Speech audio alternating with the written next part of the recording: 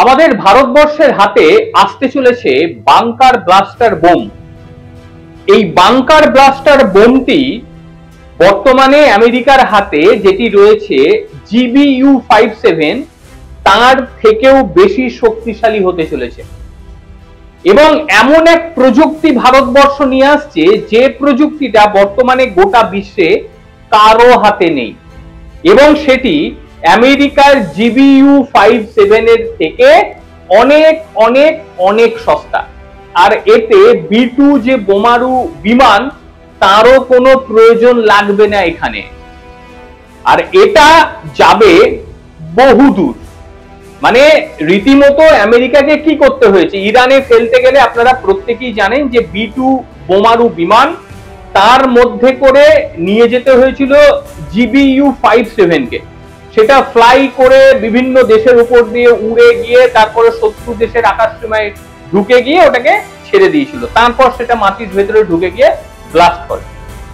এতে কি হয়, এতে যখনই বোমারু বিমানটি যাচ্ছে তখন তাকে গুলি করে বা কিছু করে মারার সম্ভাবনা থাকে, এতে পাইলটও থাকে। কিন্তু ভারতবর্ষ যেটা তৈরি করছে তাতে পাইলটই থাকবে না। পাইলট শুধু থাকবে না তা নয়, যাবে বোমারু বিমানের থেকে বহু গুণ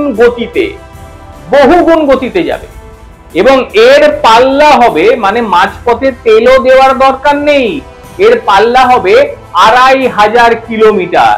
আমেরিকার বাংকার ব্লাস্টার যেখানে 60 থেকে 70 মিটার পর্যন্ত মানে কংক্রিট বলুন যাই বলুন ভেদ করতে পারে, আমাদের যে বাংকার ব্লাস্টারটি তৈরি হচ্ছে সে যাবে 100 মিটারেরও বেশি ভেদ করে ভেতরে ঢুকে পড়বে।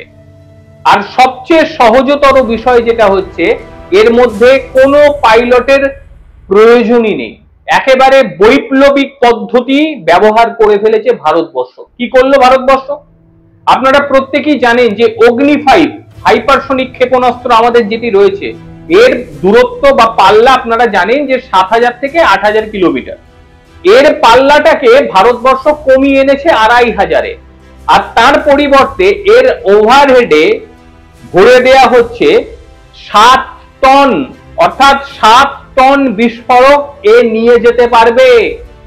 বিরাট ব্যাপার, এই 7 টন বিস্ফোরক নিয়ে গিয়ে শব্দের থেকে দ্বিগুণ গতিতে যখন কোনো জায়গায় আঘাত করবে তখন সে মাটি ভেদ করে, কংক্রিট ভেদ করে, পাহাড় ভেদ করে ঢুকবে 100 মিটার পর্যন্ত, তারপর সে সেটা ব্লাস্ট করবে। অর্থাৎ 7500 কিলোগ্রাম ব্লাস্টার নিয়ে গিয়ে সে ব্লাস্ট করবে। এই রকম বিষয় কিন্তু এর আগে দেখতে পাওয়া যায়নি, আপনারা সবাই জানেন। এর আগে পাকিস্তানে যখন মুরিদ বিমান ঘাঁটিতে ভারত হামলা চালিয়েছিল তখন দেখতে পাওয়া গিয়েছিল যে সেখানে প্রায় 3 মিটার পর্যন্ত গর্ত হয়েছিল এবং মুরিদ বিমান ঘাঁটি তাদের যে ভূগর্ভস্থ স্থাপনা ছিল সেগুলো সম্পূর্ণ বন্ধ করে দেওয়া হয়েছিল, মানে সেগুলো সব নষ্ট করে দিয়েছিল ভারতবর্ষ। সেখানে কি দিয়ে আক্রমণ শানানো হয়েছিল, যেটুকু সূত্র মারফত খবর আসে তাতে ক্লাস বা ব্রাহ্মস মিসাইল দিয়ে তাতে আঘাত হানা হয়েছিল, যা কেবল 2 থেকে 5 মিটার পর্যন্ত ধ্বংস করতে সক্ষম। তবে এখনো পর্যন্ত ভারতের হাতে GBU-57 এর মতন বাংকার ব্লাস্টারের ক্ষমতা নেই, এই মুহূর্তে নেই। আর ভারতের হাতে B2 বোমারু বিমানও এই মুহূর্তে নেই। কিন্তু না থাকলে কি হবে, যে পদ্ধতি ভারত অবলম্বন করেছে সেটি ম্যাসিভ। দেখুন, ইসরায়েল আমেরিকাকে ডেকেছে, কিন্তু ভারত কাকে ডাকবে? ভারত কাকে ডাকবে বলুন? ভারতের তো ডাকার কেউ নেই, কারণ ভারত একা চলতে পছন্দ করে।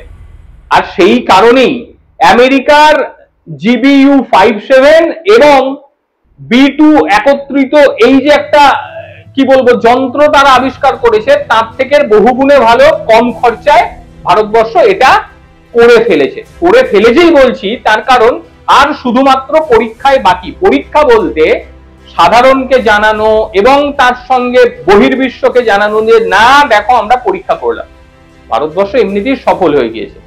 এর মধ্যে আবার অনেকে বলতে শুরু করবেন, মানে তারা কারা এটা আপনারা বুঝে নিন। তারা বলবেন আমি গোপন কথা কেন বলছি, একদমই গোপন কথা না। ইতিমধ্যেই বিভিন্ন পত্র পত্রিকায় বিষয়টি বেরিয়েছে, অর্থাৎ সোশ্যাল ডোমেনে এই তথ্যগুলো রয়েছে। অর্থাৎ ভারত সরকারের তরফ থেকে যতটুকু প্রেস ব্রিফিং করা হয় ঠিক ততটুকু প্রেস ব্রিফিংই আমি এখানে দিয়েছি, এর বাইরে কিন্তু কিচ্ছু দিইনি। একটা বিষয় ভাবুন, এত বিপুল পরিমাণে বিস্ফোরক নিয়ে এর পেলোড যখন যাচ্ছে তখন তার গতিবেগ শব্দের দ্বিগুণ হচ্ছে। একদম ইঞ্জিনিয়ারিং এর বিষয় এই মুহূর্তে গোটা বিশ্ব বলছে এবং তাকিয়ে রয়েছে ভারতের দিকে যে ভাই তোমরা তৈরি করো, তারপর আমরা নেব। ডিআরডিও অগ্নি 5 ক্ষেপণাস্ত্রের পরিবর্তন করে নতুন করে সংস্কার করছে। আমরা প্রত্যেকে জানি যে অগ্নি 5 এর ঘোষিত যে পাল্লা সেটা হচ্ছে 5000 কিলোমিটার।